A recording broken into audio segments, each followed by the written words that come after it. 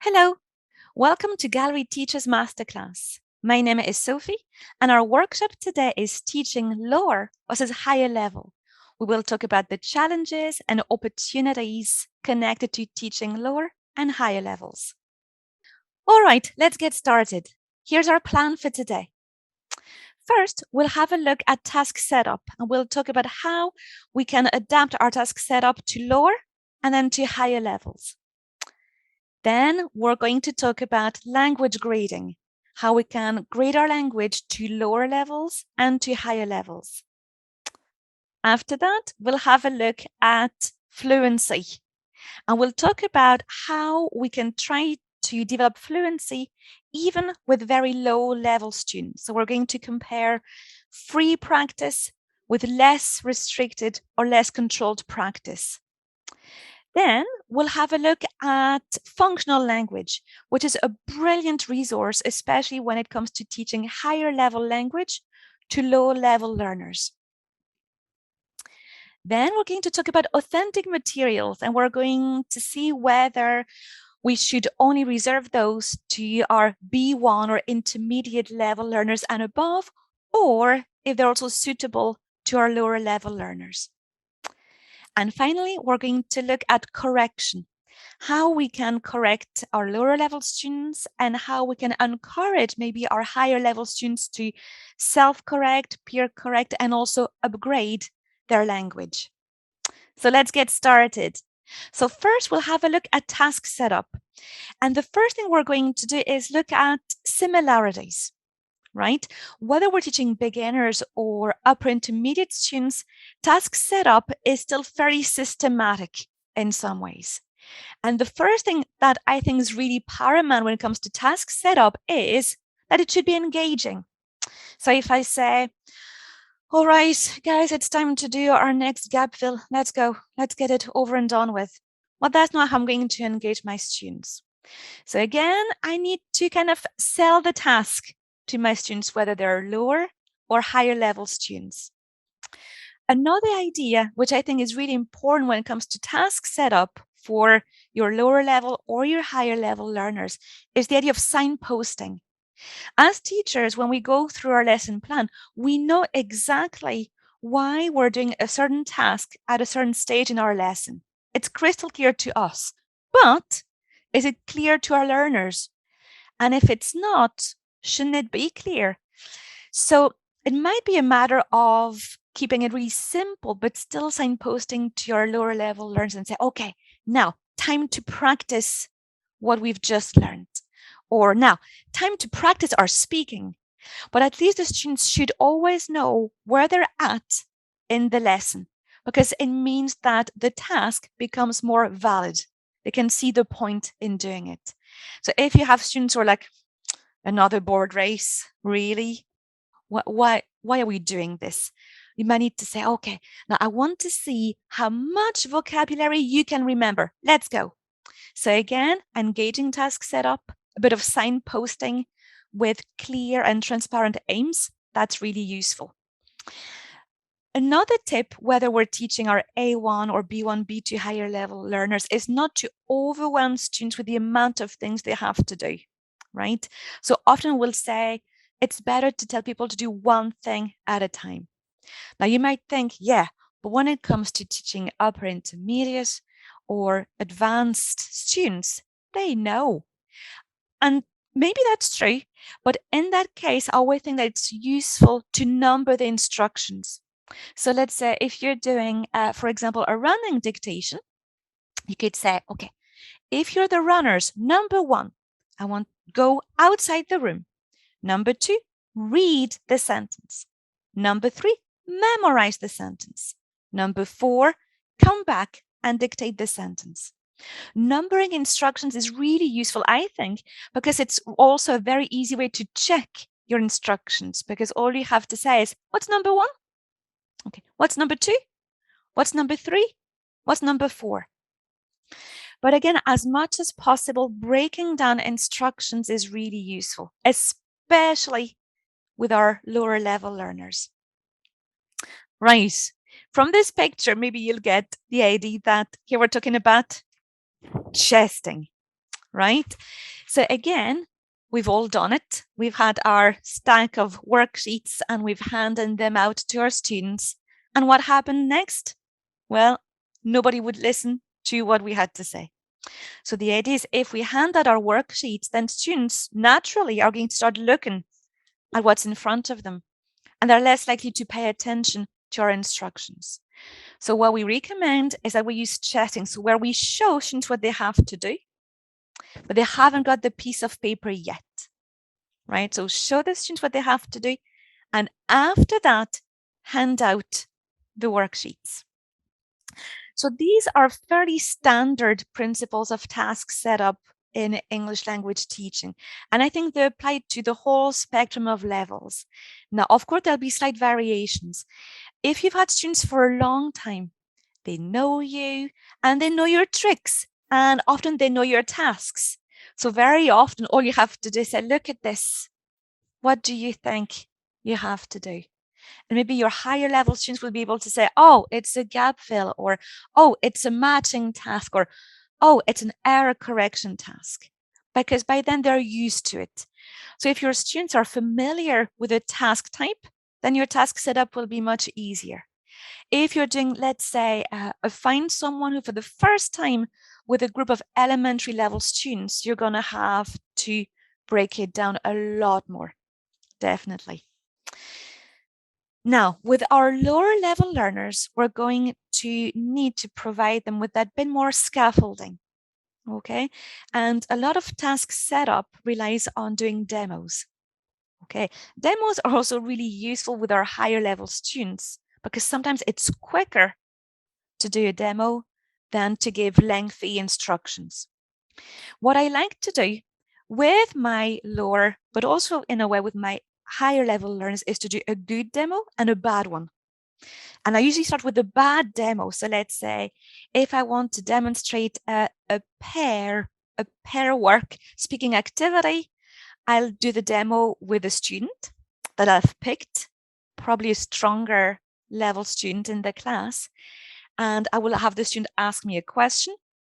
And I will give a very limited, very short, a very lazy answer, right? And then I'll elicit from my students, was I a good student? Was I a bad student?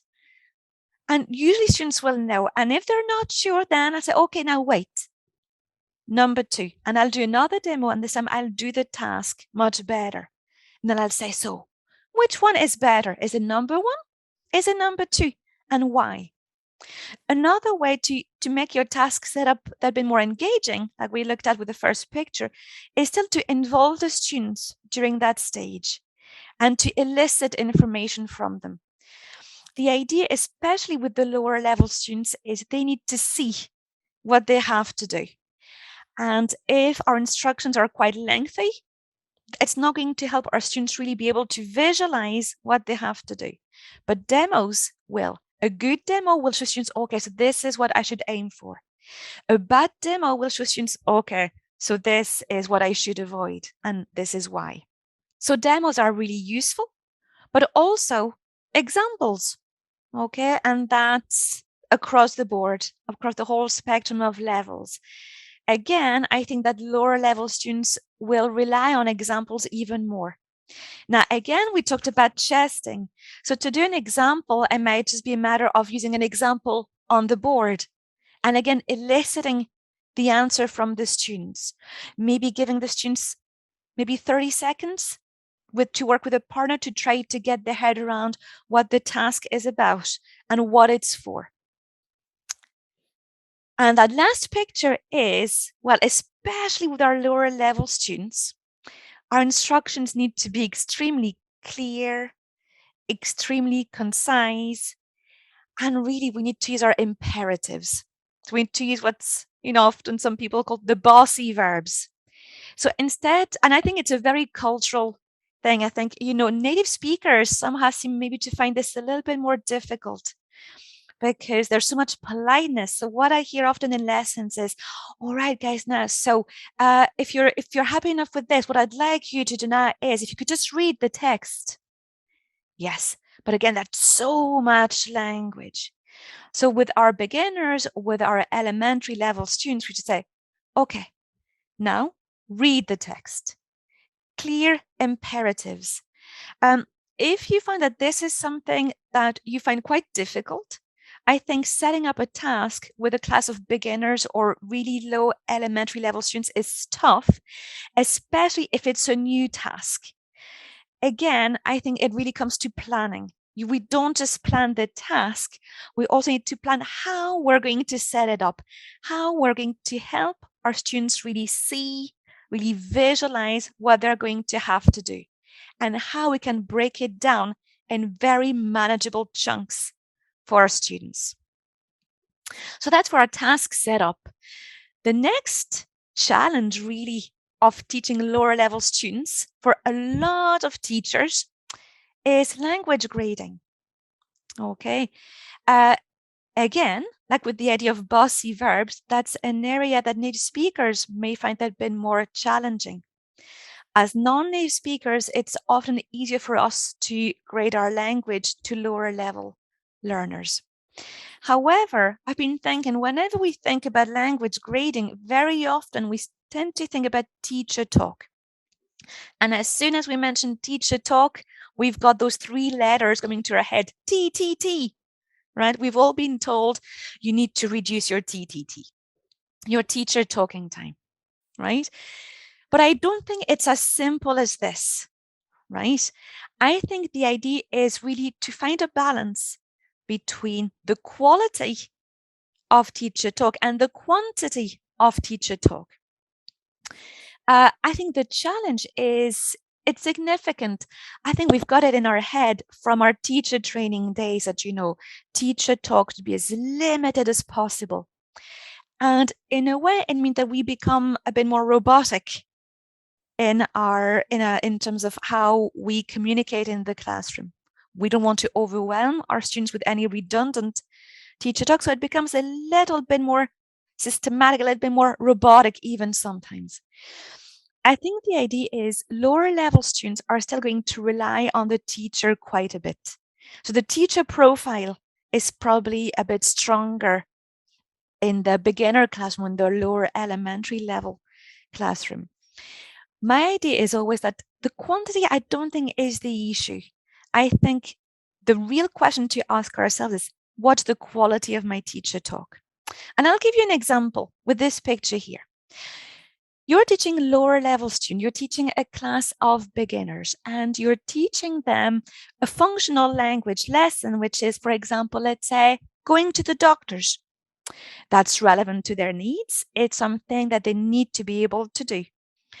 But think about it. How many times do students need to hear the phrase, so what seems to be the matter, before they're going to be ready to say it themselves? So again, drilling is really important. But I say, yes, but if I drill too much, then it means that my teacher talk increases. So I'm torn. That's my dilemma. I want my teacher talk to be as limited as possible, but my students really need the drilling practice. They need me to model my chunks of language, my functional exponents, maybe 3 times, maybe even 4 times, who knows? Again, it's all to do with quality. If it's what the students need, if they need that amount of modeling, then we need to give it to them. What they don't need, however, is all the redundant phrases and chat. So do you want to hear it one more time? What do you think? Oh, I'm not sure. What they don't need really is teachers verbalizing. So my tip, if you find language grading a bit challenging, especially with lower level students, is you need to be able to work on how much you verbalize and trying to have that little filter. And might be going on up here, it doesn't need to come out. I think one of the most effective ways to monitor your own language grading, nobody's going to like this, but I'm going to say it to you anyway. The most effective way of monitoring the quantity and quality of your teacher talk is to record yourself, right? So it could be just on the audio recorder on your mobile phone. You don't need to have any specific item of technology apart just that audio recorder on your phone. I don't think you need to record the whole lesson. But if you think, oh, maybe my task setup is too wordy or it's quite lengthy and that's when I lose my students, then record that particular chunk of your lesson. Okay. And if you've been brave enough to do that bit of recording, well, you're going to have to be brave enough to, to manage the next stage, which is to go home and then listen back. When you listen back, transcribe everything, right? And ask yourself, maybe use different colors and highlight anything that was not necessary, right? Any bit of verbalization, things like, I wonder if the CD is going to be working today. You know, all those little things that go on in our brains, but that don't really need to come out. So in terms of language grading, let's focus really on the quality, not just the quantity of teacher talk. Okay. When teaching our lower level students, obviously language grading is going to be key during the task setup. So again, the idea of going back to our bossy verbs, write, speak with your partner, listen, read, concise instructions, clear imperatives and gestures. Anything that will help our students see what they have to do. Now, we often think about language grading as simplifying language, but what if we're teaching a class of upper intermediate, advanced, or even proficiency level students? Well, at this stage, I think our teacher talk also becomes a learning tool. Okay, our students are going to learn a lot from our teacher talk. So again, we need to be very mindful about the quantity and the quality, but can we increase the level of the language we use instead of just increasing the quantity of language we produce? But I think it's really quite useful to work on the teacher talk and the language grading to increase the range of language with our higher level students, because it's a really invaluable learning tool for our students. Also, I think if we become too robotic, as I said, with our teacher talk, it's going to have an impact, and not just a positive one. It's going to limit the amount of interaction, maybe spontaneous even interaction we can have with our students. And more now we're talking about classroom interaction as the fifth skill. And a lot of the time, classroom interaction is going to be enhanced by teachers asking extra questions, by teachers showing that bit of curiosity in terms of responding to what the students have just said. So definitely with our higher level students, teacher talk becomes a tool we can really use to encourage the students to produce higher level language. And that's something we're going to go back to toward the end of our session when we start to look at upgrading language, which is a challenge for our B1 and above level students. Okay, here's something that I've been thinking about as well.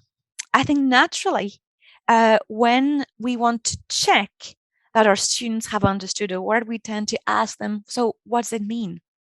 Right? So let's say I'm teaching my low elementary level learners and we're talking about cities, we're talking about where we live. And maybe we're comparing Belfast, where I live, with our hometown. Maybe there are home cities, maybe there are villages. And I want to check that my students have understood the meaning of dangerous. Not that Belfast is dangerous, but it's one of the words in my vocabulary lesson. So I'll be tempted to say, well, I want to check if I understood the word dangerous. So tell me, what does dangerous mean, right? But here's the idea. I could see students saying, oh, teacher, teacher, dangerous.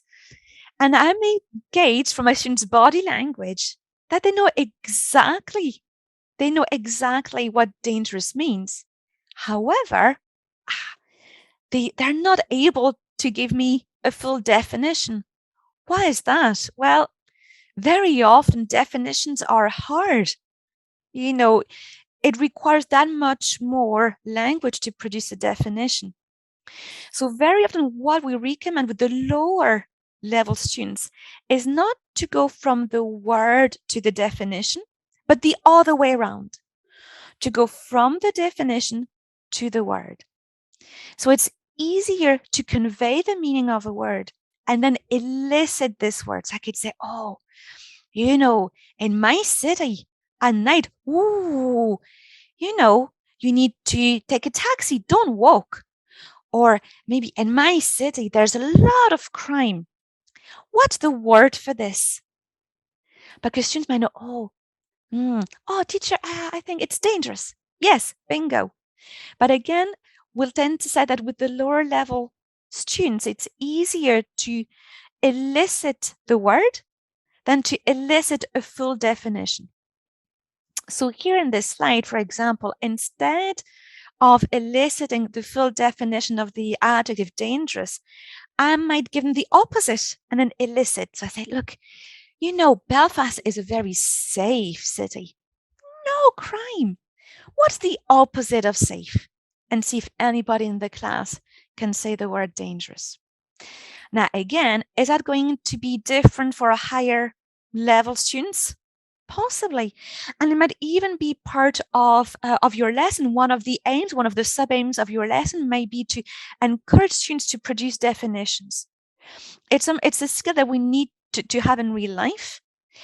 Also for higher level students, it's one way for the students themselves to really get if they've understood, right? Here's a quick test. If to know that you've really understood something, can you teach it to somebody? So with our higher level students, we might say, look, I would like you to give those definitions. Here are the words, 3 words. Give the definitions to your partner and see if your partner can guess the words. But bear in mind that asking, what does it mean to a lower level student is a really difficult question, and it's not always really effective. They might know what it means, but they may not be able to tell you. Okay. Now, here's something that I've heard many times. You know, I'm not comfortable teaching beginners. I don't feel comfortable teaching elementary level students because it's boring and you can't do freer practice. You know, you can't really do a role play with beginners because they haven't got enough language. They haven't got enough language really to work on fluency.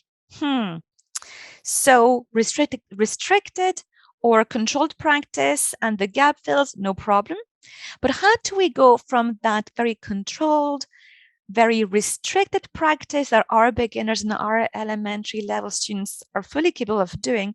How do we then bring them to the idea of free practice where they can do role plays, for example, or different speaking activities that are not as controlled? Is it completely impossible? No. However, are we going to have students or beginners use language freely in a role play? Maybe not either. So again, should we be scared of introducing free practice with our lower level students? No, they need it. They won't be able to make progress unless they get to practice those free practice activities. But they won't be able to even make a start unless we make sure that we provide enough scaffolding. All right, that's the key. Scaffolding, to be honest, I think scaffolding is what we need to do even with our higher level students. Our B1, B2, C1 level learners will be able to do a role play, no problem. But if we've provided some scaffolding, they'll probably be able to do it even better. Right. So what do we mean by scaffolding? In my head, I always think of scaffolding as 2 main things. It's to allow students to prepare what they're going to talk about. So the main focus of scaffolding is what will the students be speaking about? And it might be giving them a few prompts, a few ideas. It might be giving them time to think of a few ideas themselves. The second stage of scaffolding is how are the students going to be able to articulate their ideas? So first step, what? Second step, how? And the how stage might be giving them a few sentence prompts. It might be giving them a few expressions they can use. It might be practicing some vocabulary. It might be showing them some pictures. So again, here are a few tips. So scaffolding is the idea of giving students that bit of a hand up, right? It's getting them ready.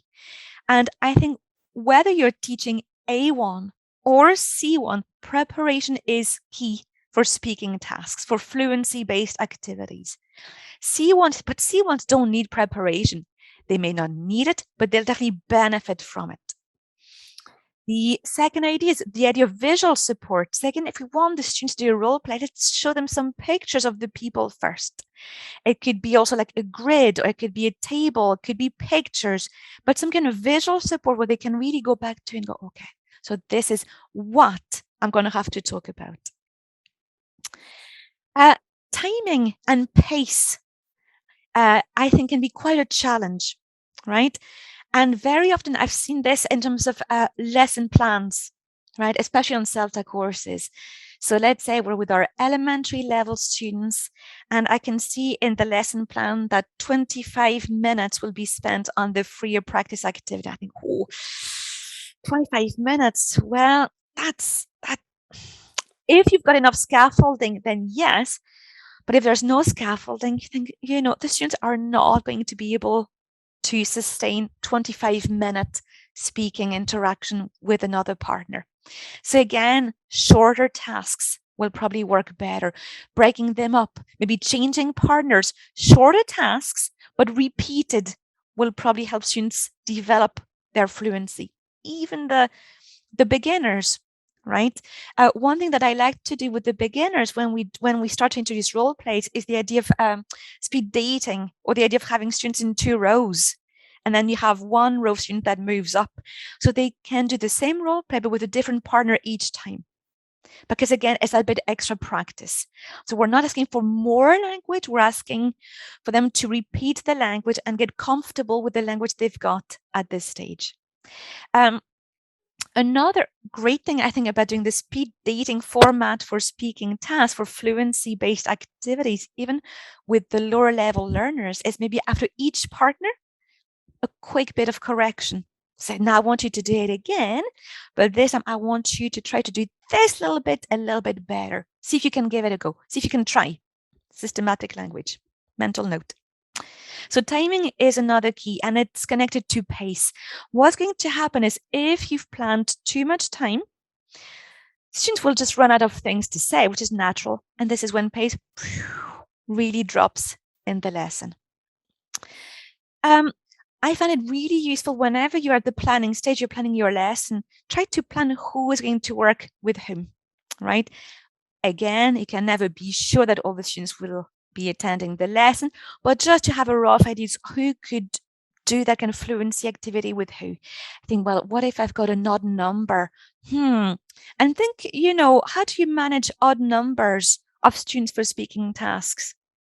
You know, think, well, I'm going to have pairs, but I'm going to need to have one trio. Oh, who am I going to put in that group? Usually I tend to put a weaker learner with a stronger one. So I think hopefully that weaker learner will learn from the stronger learner and they can share one role. And maybe when I think from monitoring, if I think that a weaker learner is now ready, I might say to the stronger learner, okay, next time, let your partner take the lead. Okay, so everybody gets that bit of practice. Again, we always go back to our task setup. To encourage students to work on fluency, we need to be very careful in terms of how we set up the task. Lengthy instructions will not work. So again, demos will really work. Will I do the demo? Well, because I say I'll do the demo and I'll do it with one of my students. Who will I pick? So again, already at the planning stage, I'm trying to think, okay, so I'll do a demo with this student. And then just to be sure, I might just ask these 2 students to do one open pair demonstration of the task as well. I think demos are really useful, definitely. I think also you might think, well, Sophie, you said, if you're teaching beginners, you need to use the bossy verb. So I'll just say, okay, now speak. Again, that might be a bit too difficult. So again, I think demos will be more useful there as well. Bear in mind that lower level students may find fluency-based activities quite daunting. Okay. And again, likewise, you may have, higher level students who are just very shy and who also find fluency-based activities quite difficult. So all of those tips, I wrote those tips really thinking about my beginners or my elementary level students. Whenever I go back through these, I kind of still think to myself, do you know what? There's nothing there that I wouldn't use with my C1 students as well. The main difference is I'll elicit a lot more from them. So whenever I'm doing that scaffolding stage with my C1s, I'm not giving them ideas for their role play. I'm eliciting, I'm getting them to generate the IDs. And for the how stage of the scaffolding, I get the C1s to tell me what language they think they can use to communicate those different IDs. So I think how we go about it is different, but those stages will still be the same. Preparation and scaffolding are still really, really useful when it comes to ensuring a more effective fluency-based activity. Again, if you think that you're not sure about anything connected to fluency-based activities, or if you've got any questions or comments, please make a note so that we can talk about this together during our live session. Now, I'd like to share a few activities with you that I think work really well throughout the whole spectrum of levels.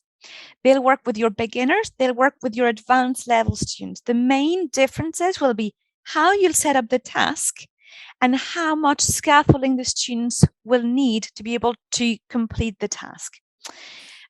One of my all-time favorite is the STEM sentences. So again, these sentences can be put around the room, and it's nice to have the students get a bit more energy by standing up, walking around the room and completing the sentences with a partner. Another fun one is the Ask Me More task, where students often are given a sticky label and we ask them 4 questions. Could be favorite food, favorite color, favorite style of music, favorite country. And then the students are going to have to ask as many questions to one another about those words as possible. Again, it will work much better if you do a good demo and a bad demo. I tend to do the bad demo first to show students, well, actually, this was really a bit lazy. Let's do it again and do it better. Another type of activity that's fun is the why. It's a classic because it's something that I think a lot of adult students can relate to, because especially if they've got kids. I introduced this task with a picture of my son when he was 3 or 4 and went through a phase of asking why. And again, once we've established that kind of context, then students can start to ask each other as many why questions as possible. You may want to increase the level of difficulty of the task by saying, look, if the question is not grammatically accurate, don't answer it, right? So there's scope for grading the tasks for the higher level students. Another really fun task is called the Who, What, Where, where each student receives 3 cards. One card is a new identity, so they could be Beyonce. They get a job card, could be cashier, and they get a location card. So this could be the Eiffel Tower in Paris, right? And students have to ask each other yes/no questions to guess who their partners are. And at the end, they can compare their combinations and vote either on the most surprising, the funniest, the most improbable combination of cards. It's a really fun activity. If you're not sure about any of these speaking activities, please make a note and we can talk about them, at more length during our Q&A session. Find someone who, ask your partner if class survey. Now, these are tasks that we do quite easily with our B1 students and above, intermediate and above. However, there's no reason why it can't be done with beginners. Bear in mind that linguistically, it's a tough task. Find someone who involves students transforming a third-person statement. For example, find someone who likes pizza into a second-person question. Do you like pizza? So again, you need to factor that in terms of your preparation and the scaffolding. Now, functional language is a brilliant tool to have if you're teaching beginners and you're teaching, let's say, beginners, lower elementary level students. Functional language enables us to teach much higher level language to lower level students. Okay.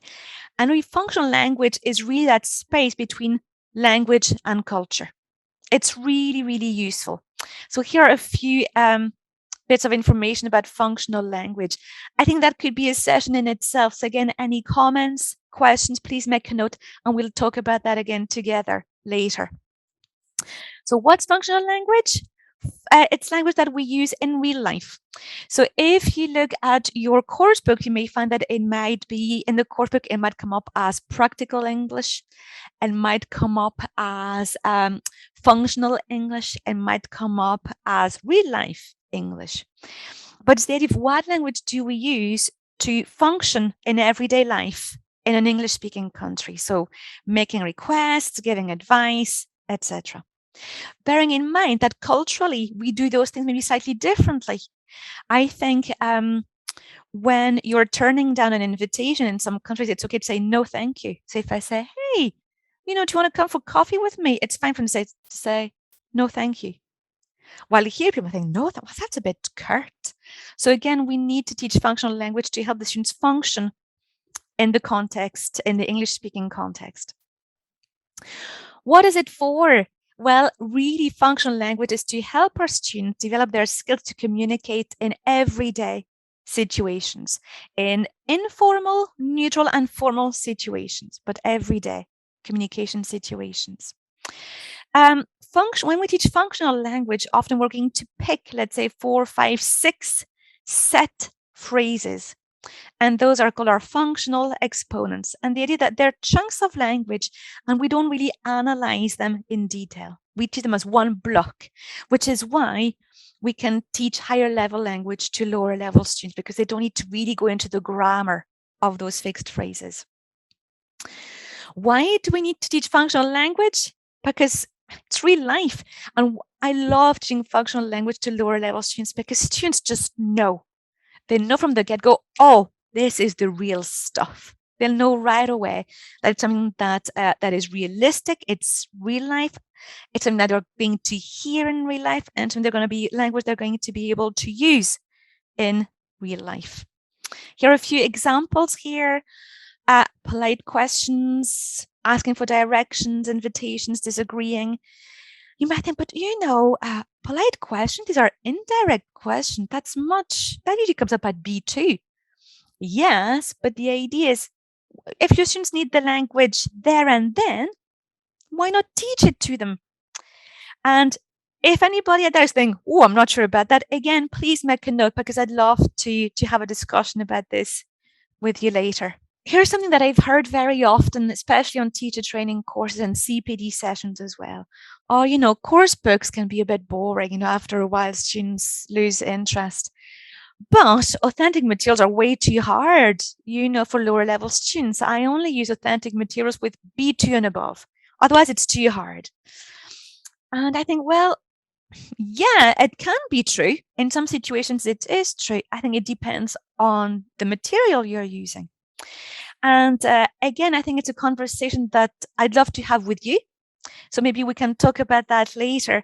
But what I just wanted to do here is to show you one example of one lesson that works really well with an example of authentic material with a class of low elementary level students.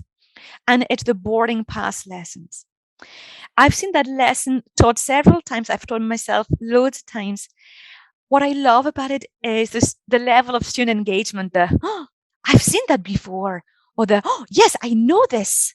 And again, the idea of using authentic materials will work much better with your lower level students if you can use their schemata, if you can use their prior experience. Here are a few examples of different scanning tasks we could do here. Things to do with numbers, with names of places. If we want to increase the level of challenge, we can get them to start to look at the important reminders at the bottom, right? And ask them for more specific questions, like, what documents are required? What is the weight limit, the weight allowance for your hand luggage? But the idea is definitely use what your students already know. So let's say, even if you were doing a reading in class, you always do a bit of context work first, so that, students get to brainstorm what they know about the topic, what they know about the context first. Same thing applies here. But personally, I would not shy away from using authentic materials with the lower level learners, provided that the tasks are graded. Okay. If we start changing the language in the text, then it's no longer authentic. So instead of grading the text, here we'll just grade the task. Now, moving on to correction. We do correction from beginners to proficiency. We all make mistakes, right? So everybody needs to look at correction. But here I've got an example of a sentence, something that a student has said in the class, right? So this is my student, and I said, how old are you? My student said, I have 26 years. So here's the first way I could correct it. I think, well, that student is B1. That student is maybe even B2 level. So I say, I have 26 years? No. Think again. Say it again. If I know that the student is aware of their mistake, right? So I know that they know this. They don't need me to help them correct that error. If they're elementary, then they'll need my help. Again, for the lower level students, we don't want to overwhelm them with the amount of correction because it's very demotivating. So very often we'll just reformulate. So say, oh, okay, so you are 26 years old. Great. Reformulation is really useful because it's very gentle. But also the one drawback, I think, is very often students may not notice it. They may not pick up on it. So again, something to bear in mind. If you reformulate, students may not always understand that you're correcting. So again, that's something we can talk about later. At some stage, if you think somebody else can do the work and can help correct, why would you correct if somebody else in the room can? Okay. Number 4, again, the idea of tuning intonation. I have 26 years, and see if we can prompt students to self-correct. The higher the level, the more we're hoping that our students are going to be able to self-correct. So the more we're going to be able to just prompt, right? The lower level students are going to need a bit more help. The higher level students be like, just a quick prompt would be enough for the students to be able to self-correct.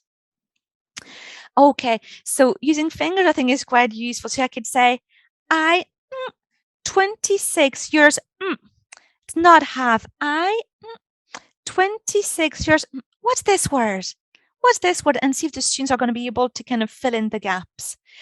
If I don't want to use fingers, then I could just either stop at the mistake, and see if the students can reformulate it themselves, or I could just do that kind of gap fill thing on the board instead of using fingers. Higher level students, you can start to use meta language, right? Say, well, think about your main verb, right? But again, with the lower level students, meta language, again, is more language and it's not very effective. The students may not know it. If this is during the warmer of the lesson, I might just say nothing. Say, oh, okay, so I have 26 years. I might just hear it. I won't repeat it, but I might just make a note of it. And I thought, okay, we'll deal with this at the end of the lesson. The idea here again, if the focus of the speaking task is fluency, then we'll avoid on-the-spot correction unless it really impedes understanding. But usually I have 26 years. I mean, students are going to be able to understand each other. So if the main focus is fluency, then we'll leave correction, the focus on accuracy, to later. Now, if I think, you know what, that student is beginner, we're going to look at how old are you and answering that in tomorrow's lessons. For today, I'll just let it slide. Right? My general rule of thumb when it comes to correction, especially with the lower level learners, is pick your battles. We can't correct everything. And if we did, it'd be very demotivating for our students. Now, with our higher level students, we're going to find that, again, from B1 and above, students have been exposed to loads of wonderful language, and they're still not really using it. So let's say this is my elementary level student who said, I like film, is very good. So I think, well, I think that's a fairly good attempt. So I might just reformulate. I might use fingers. I might just use the board. Or I might just make a note for later correction. But now this is what my B2 student said. And I think, do you know what? You're B2. I know you can use more interesting language. So again, I might just ask them, well, can you think of another word for good? Can you think of another word for like? I might ask them to rephrase the sentence using an adverb or using a superlative. right? But here the idea of upgrading language is when we're encouraging students to use the language that they've learned before. It's when we're encouraging our students to make their passive knowledge that been more active. Again, if you have any questions or comments about upgrading language and maybe at what level we can start to introduce upgrading language, I'd love to talk about this in our session. I start to introduce upgrading language really early on with my elementary level students, but again, with an awful lot of scaffolding, so again, it's step by step, but that's something that we can talk about together. Here are loads of links and resources. Again, please go and visit the Gallery Teachers library. Loads of brilliant resources, links to past webinars, articles, resources. Very, very useful. The main differences between teaching higher and lower level learners often come down to teacher profile, pace, correction, and the last one, student progress. So what do I mean by that? Very often we find that beginner level students tend to rely on the teacher that little bit more, okay? Whether they're adults or not doesn't make any difference, but very often to do with the level, lower level learners will tend to rely on their teacher's input a little bit more. This could be down to their own confidence. Lower level students may not feel as confident as higher level students. It may also come down to what they expect from their English language lesson and what they believe the teacher's role is. So if you find that your students are relying on you really quite a lot, maybe you think maybe a little bit too much, that's when you start to introduce the idea of learner training. Okay, and again, I think making tasks really clear and making the tasks aims really clear will really help the students get their head around, okay, so why am I doing this in pairs? Why am I not doing this with my teacher? So again, clear aims, transparent aims will be very, very helpful. Pace can also be quite different between your beginner level class and your advanced level class. Well, simply because your lower level students may not be able to speak, for as long as your C1 or C2, even B2 level students will be able to.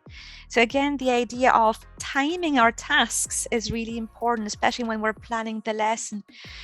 Planning a 30-minute speaking activity with our beginners, would that really happen in the classroom?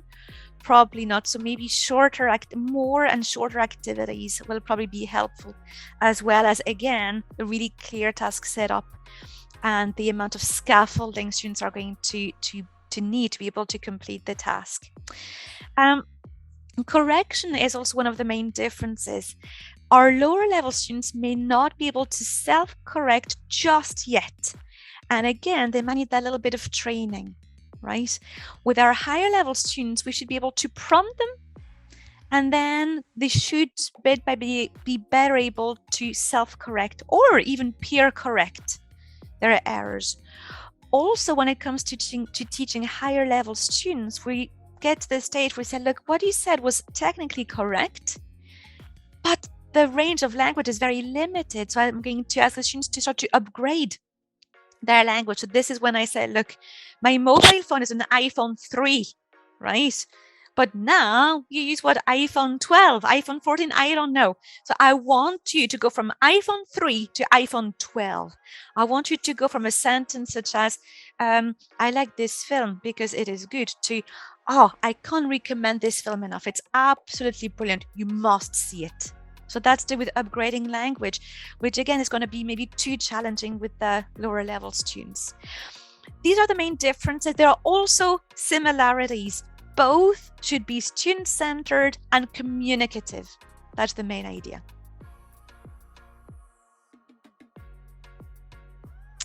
The main challenges in teaching lower level students, very often based on teacher feedback, is language grading. What do I do if I've set a task and my students just don't get it? Or I've just been through this language point, this grammar point, and the students just don't get it. What do I do if my students' level of English is really low and they find it very difficult to understand me. They find it really hard to understand my instructions and to understand my explanations. So language grading is one of the main challenges in teaching lower level students. The other end of that spectrum is that if your language is maybe too graded, you might start to sound a bit like a robot. And also, I think natural language is how very often we communicate empathy. So again, we want our language to be really graded to the student's level, but we still want our language to remain natural and to convey empathy for our students. The other main challenge, I think, when it comes to teaching lower levels is task setup. Oh my goodness, how do you set up a role play? And how do you set up a pair activity? How do you set up a task if it's the first time the students have ever seen it? Like you find someone who, well, again, yes, it's going to take longer. It's going to take more demonstrations, maybe more examples, and definitely more scaffolding. What I mean by scaffolding is something we'll talk about in the session. It's the idea of students knowing what they're going to be talking about and how they're going to talk about it. So it's the what and the how, two major aspects.